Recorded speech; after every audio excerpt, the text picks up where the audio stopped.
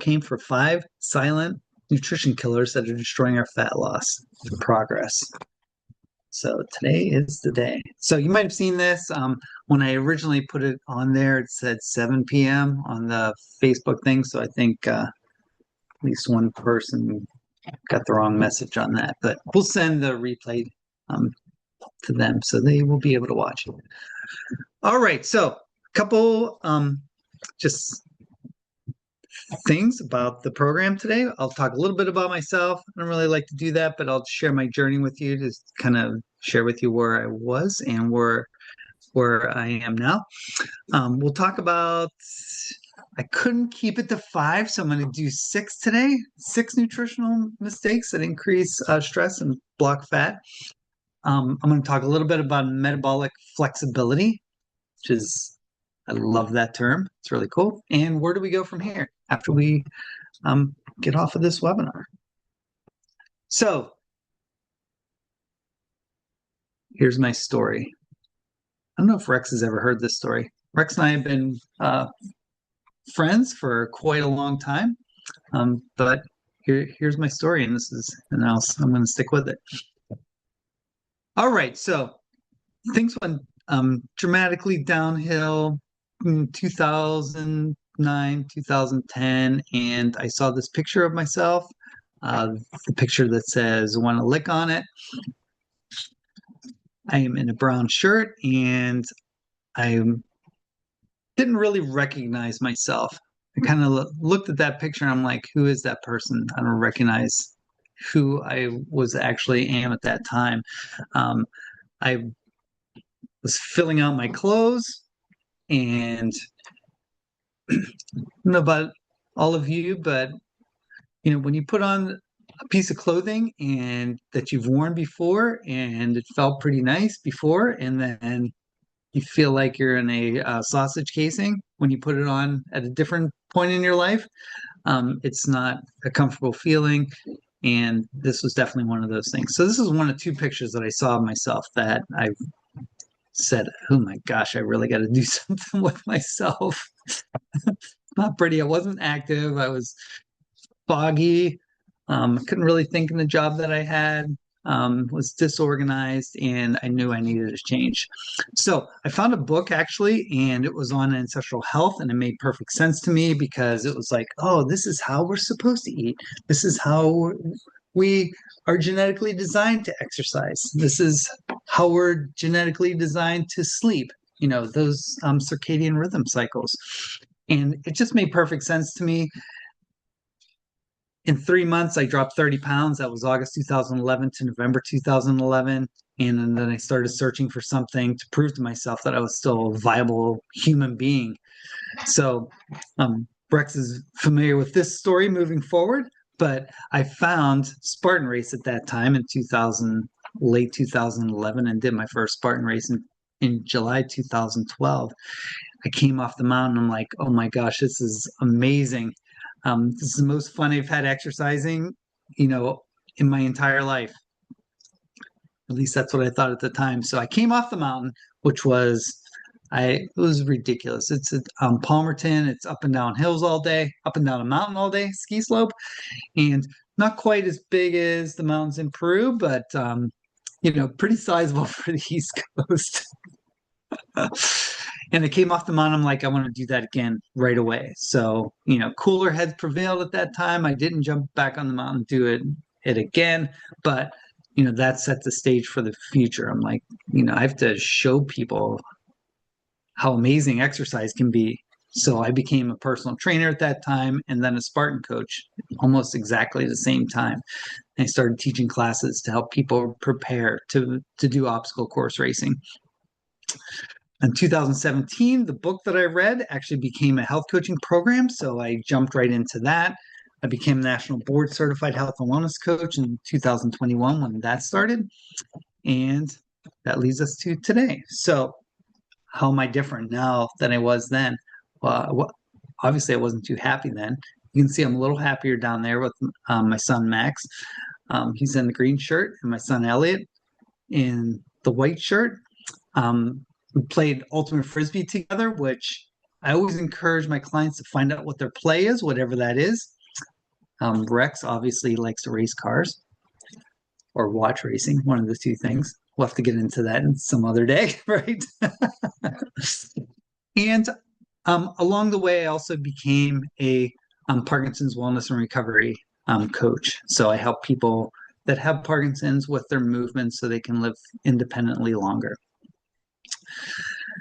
And then I always think it's fun to identify as some things. I identify as a Ravenclaw. I'm a Harry Potter fan. So the picture in the bottom left is from one of the backdrops from one of the Harry Potter settings in England that I went to. I went to Harry Potter Studios, and in the upper left-hand corner is me hanging on to a giant great blue heron. So that was kind of fun. It's always good not to take yourself seriously sometimes or too seriously. All right. So, any questions about my journey?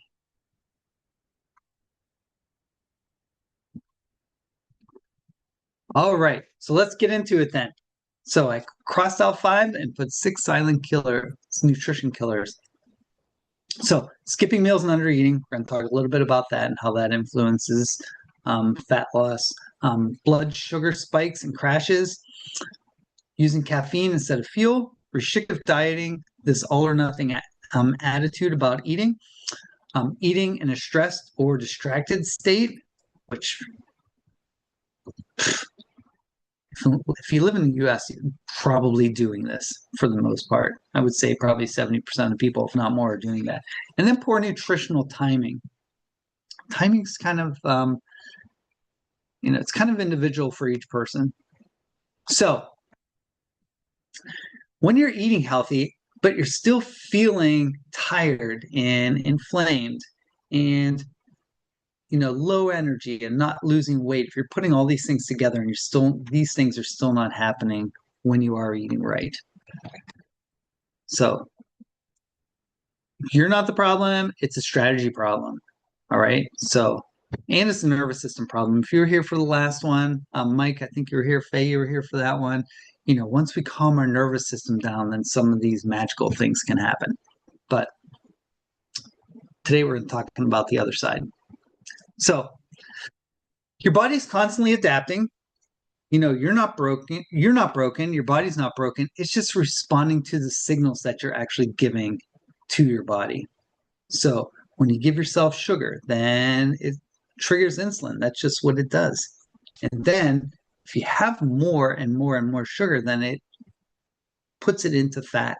And then we have this extra fat going along. So I like to frame up food for my clients as food is information. So what kind of information do you want to give your body? Do you want to give it crap information or do you want to give it good information?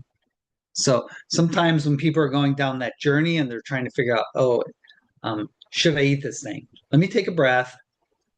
Let me say, is this going to be good information for my body to interpret?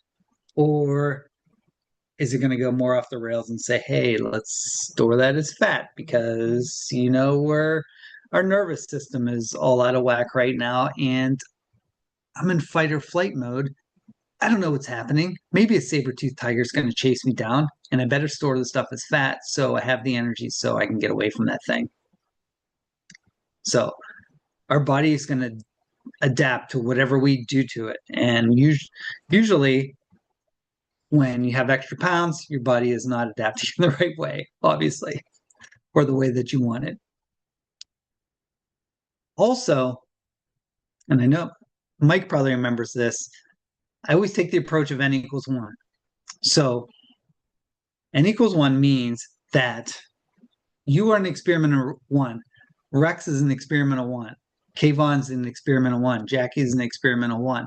So what's going to work for Jackie might not necessarily work for Rex and vice versa. Okay, because the food is different information for different people. All right, so fat loss is a response from your body. So let's talk about calories first of all, because a lot of people, especially if you're in your 50s and beyond. We were pretty much drilled in the calories in, calories out type thing. But put this in perspective first. So think about calories. Okay, so if you give yourself 200 calories of Skittles, Skittles probably grow on trees in Peru too, right? Only in the jungle. I live on the coast. Okay, gotcha. We'll have to take a deeper dive into that. Or 200, and then think of 200 calories of broccoli. So it's still 200 calories, right? But think about that question I just posed to you in the last slide. If food is information, are we going to get better information from 200 calories of Skittles or 200 calories of broccoli? Now, obviously, that's like way different sides of the spectrum, but just kind of a thought experiment as to, calories aren't just calories. They're definitely different. Your fat loss is also going to respond to your nervous system regulation, right? If you didn't see my webinar from March, please let me know. I'll send you the nervous system regulation one, and where we touch on that. And another important thing for your system is your exercise optimization for your age. So I'm 55. I have to work out differently than I did when I was 20. When I was 20, I was running, 60, 70 miles a week. If I tried to do that today, even though I do run 24, 25 miles a week now, if I went up to 60, I think my body might revolt. And I would definitely be getting more injuries too. So I don't do that anymore. And that's fine. I'm down with that. And then the breath work and the meditation part is another way to kind of calm your system down. All right, killer number one, skipping meals or undereating. Keep in mind this is N equals 1, and also keep in mind that this could look differently if you're metabolically flexible. All right, and we'll talk a little bit about metabolic flexibility later. But what do people usually do if they have extra weight? Well, I'm just going to skip breakfast, or I'm going to skip lunch, or I'm going to eat super, super tiny portions, or I'm going to let me save those calories for later. All right. That's not how we work, but that's what most people tend to do, tend to jump on that bandwagon. So why is this a problem?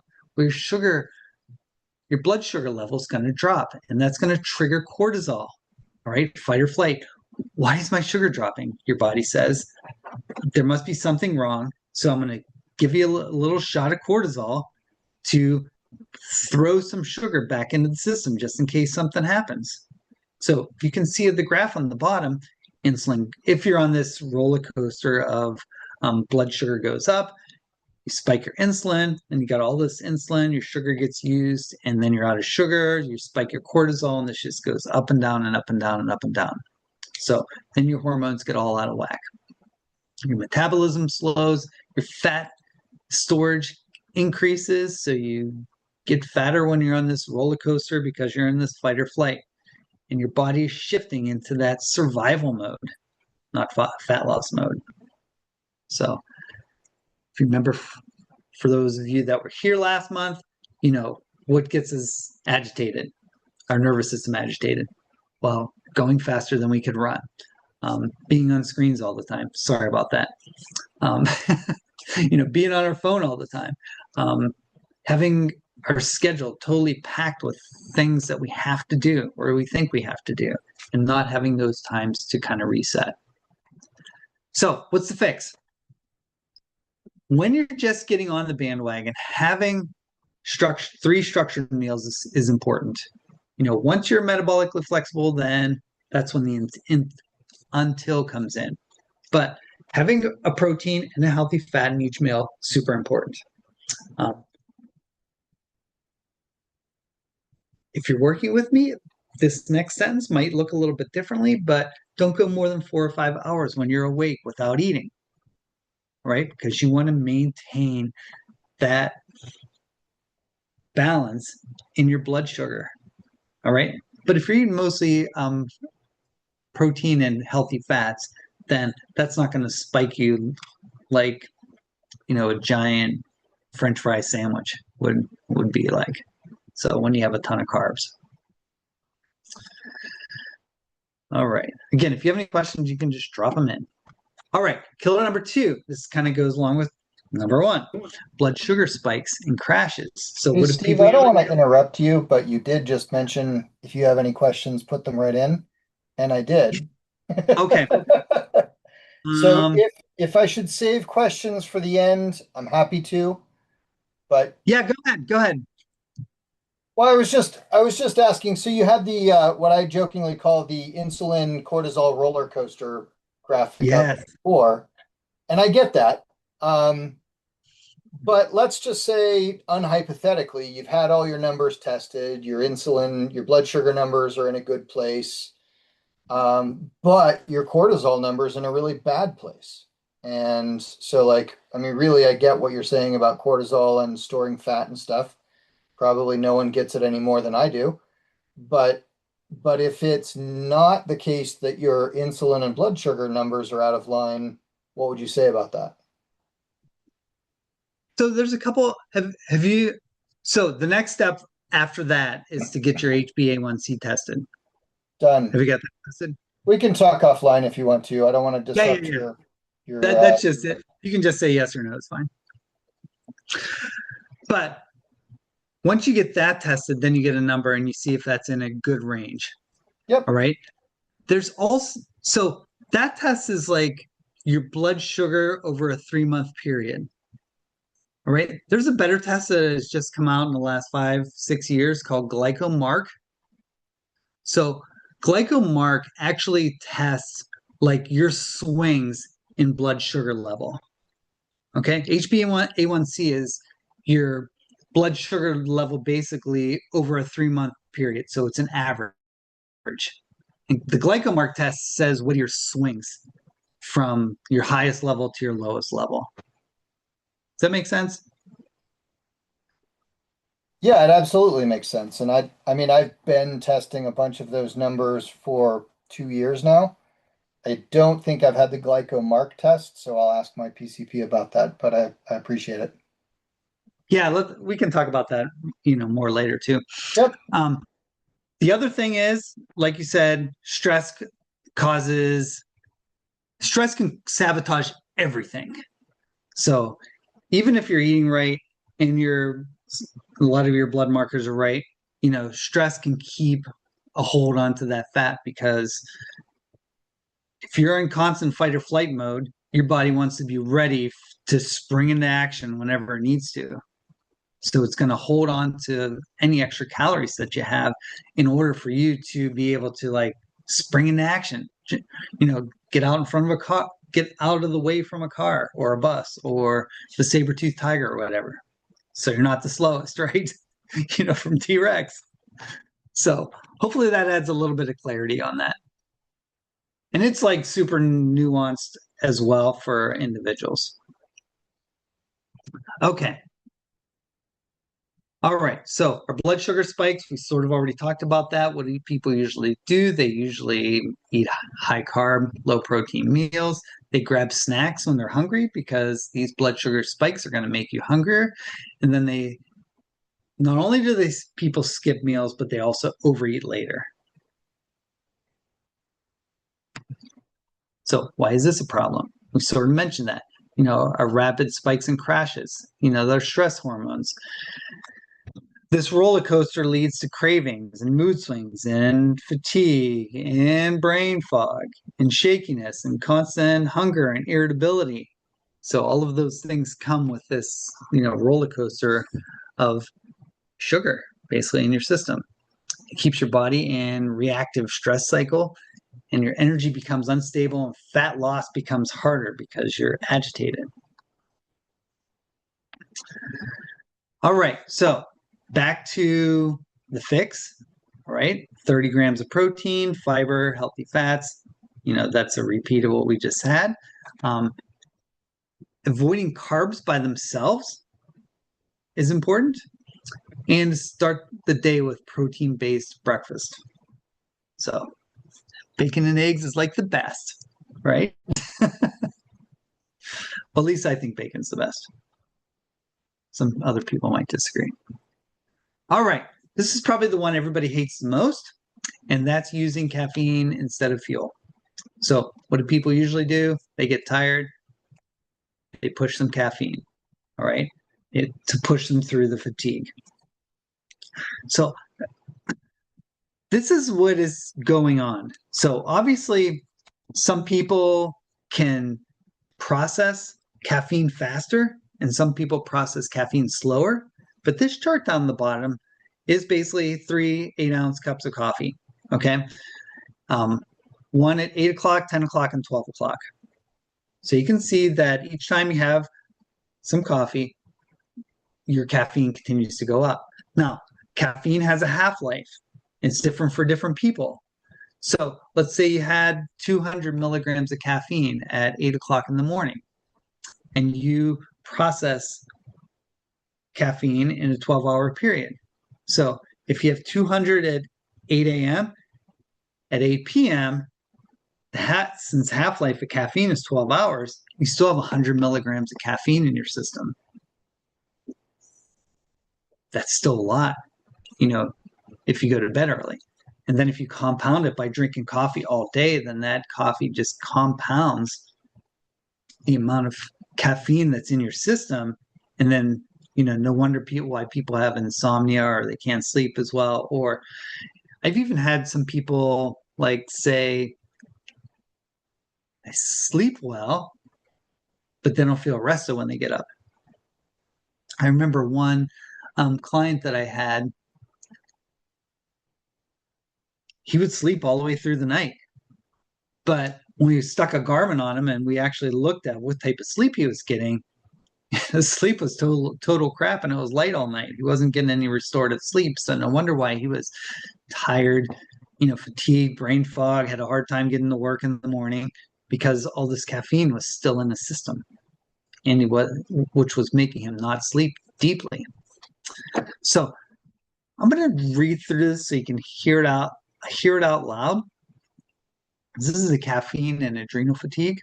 So you're tired, so you grab something with caffeine in it. Your brain tells your adrenal glands there's an emergency. Adrenal glands release adrenaline, and you feel great. Then your body's emergency response is over, and you crash, and then you feel sluggish, and then you go into this cycle again. And each time you crash, that's going to, be a drag onto your system. When you crash, your body sends out cortisol because it wants you to be prepared for you to get away from whatever you need to get away from. All right. So it's increasing the cortisol and the stress hormones. You're masking your tiredness with the caffeine for a little while. You're crashing, and then that increases the amount of stress that you have in your body, which I don't know about Peru, but if you're in the US, we are driving faster than we can run. We're on our screens all the time, and all the things that I talked about before. So kick the caffeine. Okay, I'm not doing that. But, if you're trying to get to a better place, have something to eat before the caffeine. Or, for me, my caffeine intake's pretty much done at 5:30 in the morning. So, once I have my caffeine, I don't have any more throughout the day. That's just something I trained myself to do. And limit that to early in the day and replace it with water, movement. Movement's good to wake you up. Like Rex, do 10 burpees if you get tired at work. That would have your. I actually chop wood, Steve. Believe it or not, I literally actually have an axe and a stack of firewood outside my house. And when I feel like I'm either super frustrated, stressed, or tired, I'll actually go out and chop some wood. Or I have a tractor tire, aka Spartan tire, that I take a 10-pound sledge to and basically beat on the tire for a while. That's what I do. Yeah, awesome. And Rex also makes Atlas balls too. So they're like 70 to 80 pound balls that you have to lift off the ground and, run around with. So, yeah, Rex can be hardcore if he wants to. All right, number 4, restrictive dieting. This all or nothing eating. It's important to know that you don't have to be perfect. All right. People think you have to be perfect on any particular plan that they're on. I'm thinking about like some things like the cabbage soup diet, where you're just eating cabbage soup all the time. It's not sustainable. Might work temporarily, but tend to go back. Keto for me. Keto is not sustainable for me. I can do it for short bouts of time, but over the long haul, I can't do it. And I'm definitely not eating grapefruit, let alone grapefruit more than once. So that's not going to work for me either. But some people do that, and it's not sustainable. Also, a lot of people have this theory that they can just indulge on weekends and then make it up during the week. So that doesn't really, all that does is really stress out your body enough to hold on to the calories even more. Because if you're going to deprive yourself during the week and then, engorge on the weekends, your body gets confused. It wants some level of sustainability throughout those things. But these are the things that people do. So why is that a problem? Restrictive dieting causes mental stress for most people. Even if you don't think it causes stress because you have to think about, what am I allowed to have? What am I not allowed to have? That makes sense? So even if you're trying to really, I'm going to be good, I'm going to stick to this diet, just that mentality is going to cause you stress. And I almost get tense up just thinking about it. I get tense up definitely thinking about a grapefruit diet. But, some other people get tensed up when they say, okay, well, I can't have bread, or I can't have, this little chocolate goodie that I usually have. So that's a problem. So, and what does that lead to? For a lot of people, that leads to guilt. That leads to incredible inconsistency where your weight goes up and down and up and down. You're on a yo-yo diet all the time. And it disrupts your hormones. It disrupts your insulin and cortisol and ghrelin and leptin and all those fun things. The other thing that stress does is it inhibits digestion. So if you're inhibiting digestion, then your body's not going to absorb the food that you do give it. So if you're stressed, so this might lead back to something we talked about before. If we're stressed out and we're not settling our nervous system enough to digest, then those nutrients are not going to get absorbed. So if we're eating like this pristine, organic, diet, but we're all stressed out, that's going to inhibit digestion, and we're not going to be able to absorb our food as much. So I think that talks more about that here. So what can we do to fix that? So first thing to do, just slow down. The other thing I wanted to mention, one of the fixes for poor digestion is actually like chewing your food. Now, I was on a functional medicine webinar one time, and the lady was like, you need to chew your food 32 times before you swallow it. That's a lot of chewing. There's no way I can chew my food 32 times before I swallow. But that's what her point was. It's like we need to chew it enough so it's like at a consistency where, first of all, it's going to go down the pipes, and then it allows those enzymes that are in your mouth to do some of the work before it gets down to the stomach and to the other parts on our digestive tract. So it's important to focus on consistency rather than perfection. And especially when you're just getting started, do the 80-20 approach. All right. Be on the bandwagon 80% of the time and allow yourself to fall off a little bit for 20% of the time. Obviously, 100-0 is better. And that's what we're always striving for. But in our mind, have that 80-20 approach in there. So, if you slip up, it's not the end of the world. If you have a half a slice of pizza, you're going to say, oh, okay, that's okay. That's 95.5. I can deal with that. All right, number 5, eating in a stressed or distracted state. So this is huge because I hear people do this, and you see people do this if you watch any TV, eating while you're working or scrolling or driving, and just rushing through things. You just feel like you just need the nutrition or the food. Most people don't think about food as information, but they're just rushing through things. And I'm sure you can think of a time where you just kind of overate stuff because you were either scrolling or watching TV or watching the Penguin game or whatever. You're just shoveling things in, not even thinking about it, right?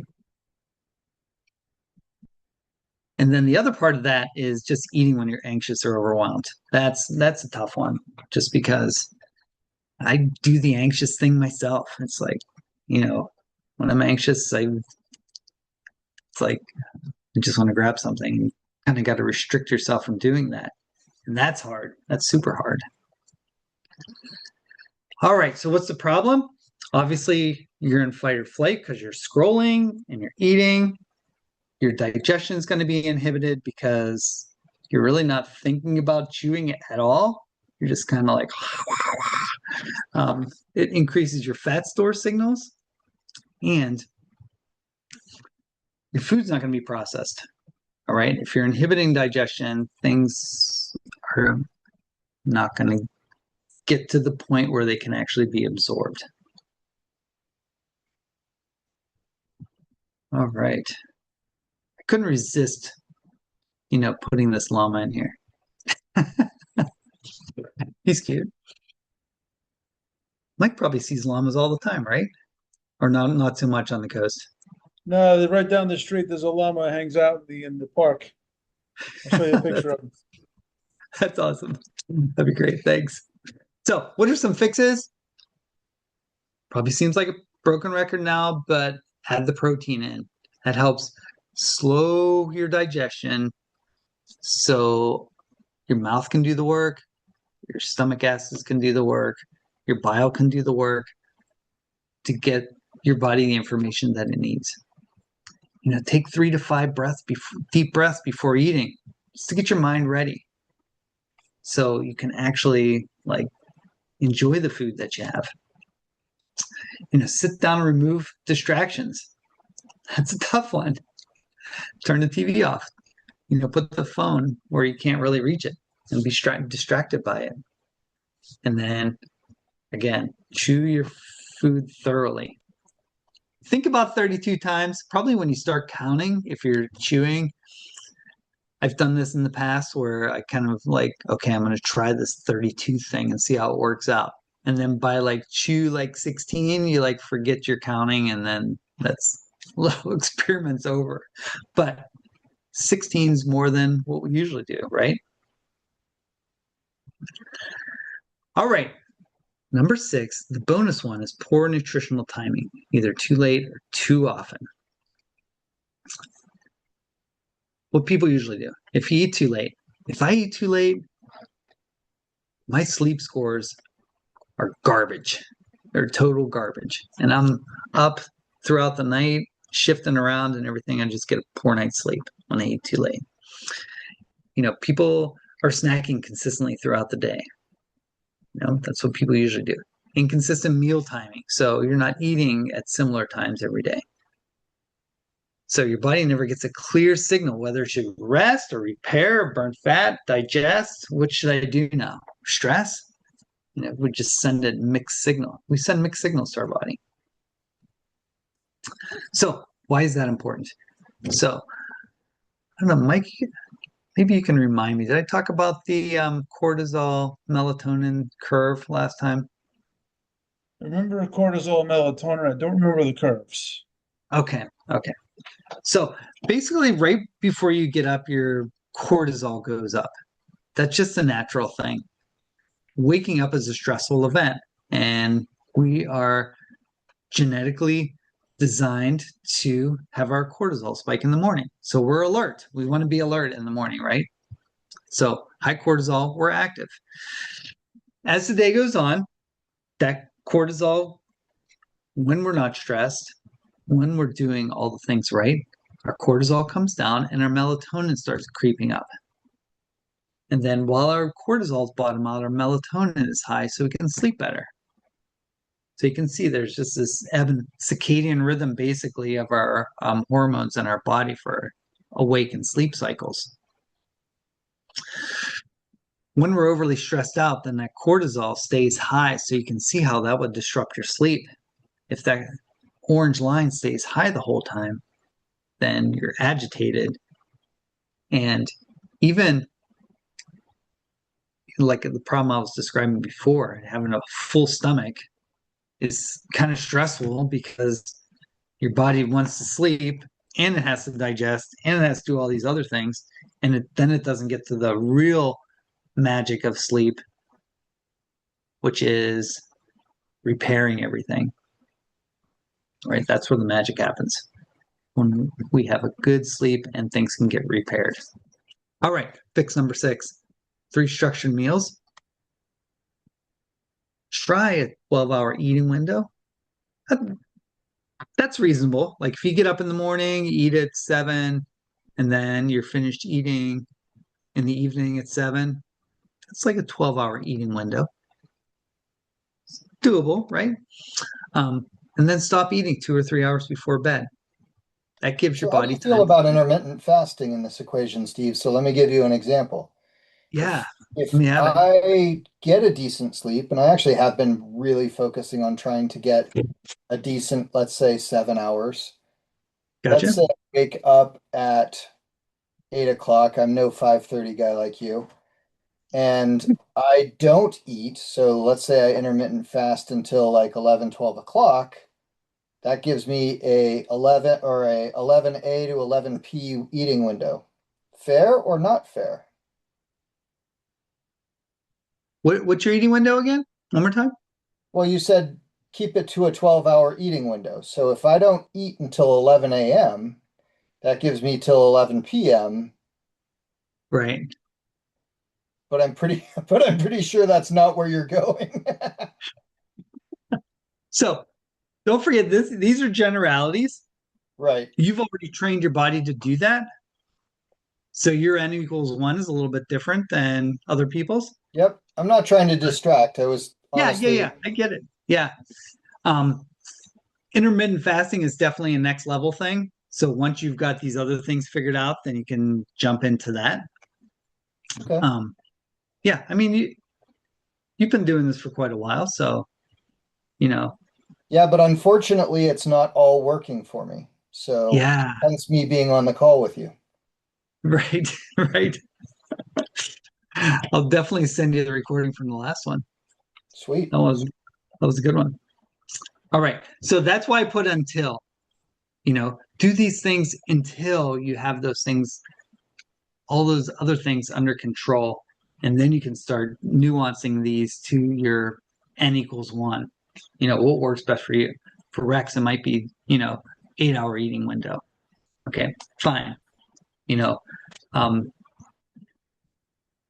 some people have said that eating later doesn't really affect them that much, but for me it affects me big time.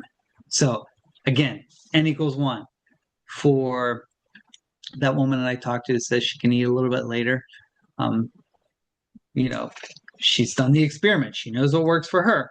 For me, no way. I'm paying the price big time. Definitely. All right, so if we're in survival mode, your body's not going to burn fat, especially under stress. So even if you're eating good, stress is going to throw a wild card into all of it. So what's our key insight today? Fat loss happens when our body feels safe. So if we're in a safe environment, or what our body feels is safe, because in today's society, there's a lot of stuff going on that might you might feel you're safe, from getting killed safe, but your body might not necessarily feel the same way as you do. Probably sitting where you are, you're not fearing that somebody's going to break in and saber-tooth tiger's going to chase you out the back door. But your body's might have all these other things going on that it has to process that's causing stress.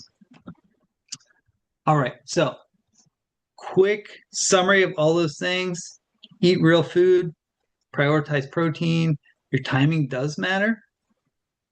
And again, that's an N=1 thing, like Rex was talking about. Be calm when you eat. Eat in a calm state. I didn't really talk about AM and PM bookends per se. I touched on them a little bit. That's actually a whole different webinar all in and of itself. But consistency wins every time. Let's be consistent with those things that we know works for us, and then we can work on these other things to be more consistent. All right, so what's our next steps? So I think Faye can pop in if you want to schedule 30 minutes to chat. I'd love to chat with everybody, see where you are on this and see how we can even progress you even more. I'll send everybody the replay. Be awesome. And our next webinar is going to be the energy blueprint. So how can we maximize your energy? Knowing all the stuff that we talked about in March, knowing all the stuff we talked about in April.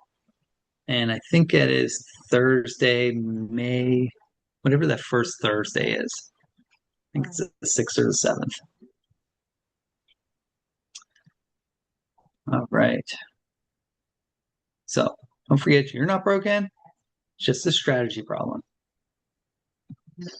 Okay, so just a little bit about what I have to offer, then we'll go through any questions that anybody has today.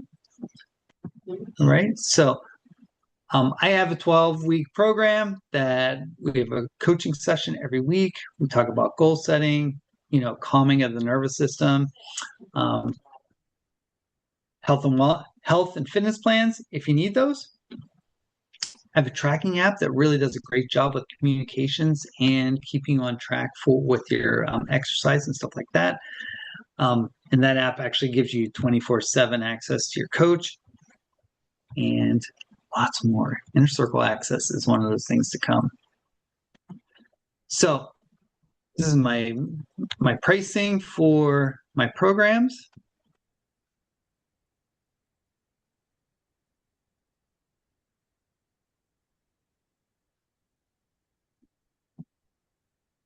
And does anybody have any questions on today's talk, today's webinar? Hopefully you learned something. Yeah, so what do you think, Steve? Now the avocado really does, how's that for protein? Is that good stuff? Because people say about the essential fats, is it too much? And I get lectured on that. It's done a lot. It's done very well for me. I make something called quinoa guacamole, which is quinoa mixed in with avocado. Yeah. And I'm good with low portions there. I don't have any issues with avocados. I mean, none. They are healthy fat, and there's 1% of the world population, that's sensitive to high fat. So chances of you being that person is probably pretty low. But I'd rather you have a whole pile of avocados than, a thimble full of seed oils, in my opinion. Yeah, well, that's another thing. I don't cook enough. When I do, I use coconut oil to cook with. Yeah, awesome. There's a big problem with oil here. What about cooking with beef tallow, Steve? Say again? What's that, Rex? I've been getting out of seed oils, even coconut oil, I think is one of the better ones, but I've been doing a lot more with like beef tallow cooking. Any thoughts? Yeah, organic beef tallow is good. Avocado oil's great. Coconut oil's great. Extra virgin olive oil is great. Um, olive oil, there's a we could talk about olive oil for about 20 days, but there is an olive oil mafia that Mhm. actually cuts the olive oil with canola oil, um, which is horrible. So especially, you know, I think we've have eaten at one restaurant in the last 9 months. So there's one restaurant that we know that when we go there, we can eat anything on the menu and we don't have to even ask any questions.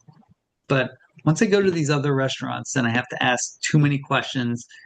Nobody wants to go out to eat with me because I'm just asking the person serving the food too many questions, and usually they don't even know the answers and they got to run back and forth. So it makes it a very long affair. Steve, I have a question. Is there any science to explain just how the hell people live as long as they do, eating what they do? I mean, I'm the only person on planet Earth that doesn't exercise enough, eats too much junk food. I mean, everybody else claims to be eating perfect. Meanwhile, right across the street, in the daytime, I can get the most healthy ingredients within a few steps of the house.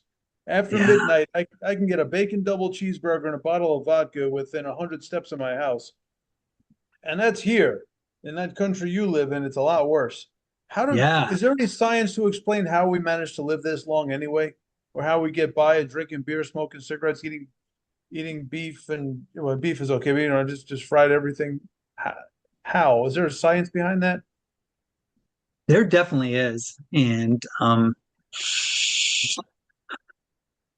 first of all, we're living a lot longer because of medical advancements. As much as we don't think they're too advanced. And even like at hospitals here, mostly they're way cleaner than they have ever been. So the risk of infection is a lot lower now than it was before. Yeah. But the thing to think about, and what I always think about is like I want my lifespan equal my health span, or I want my health span equal my lifespan. So what does that mean to me? That means that if I live till tomorrow, all right, my health is good until tomorrow. If I live until I'm 70, I'm a healthy person and can do what I want until I'm 70. If I live to 100, great. I don't need to, but if I do, I want to be healthy at 100. And how many people do you know that are feel vibrant and could go do what they want, when they're 90, when they're 100, when they're 85? True, you can take this heart medication, cholesterol medication, stay alive, but quality of life is nothing. Yeah, right. And that's tough too because for a lot of people, we just we think doctors have our best interests in mind. I don't know who we is, We but hope that. yeah, who do you refer to Yeah. when you say we? In general, I think the population thinks doctors have our best interests in mind. Um, So much of a but disconnect with another rabbit hole. yeah, it's such a deep dark place. It's like I went to the doctor one time. I got two stories with that, and then I'll finish up with that.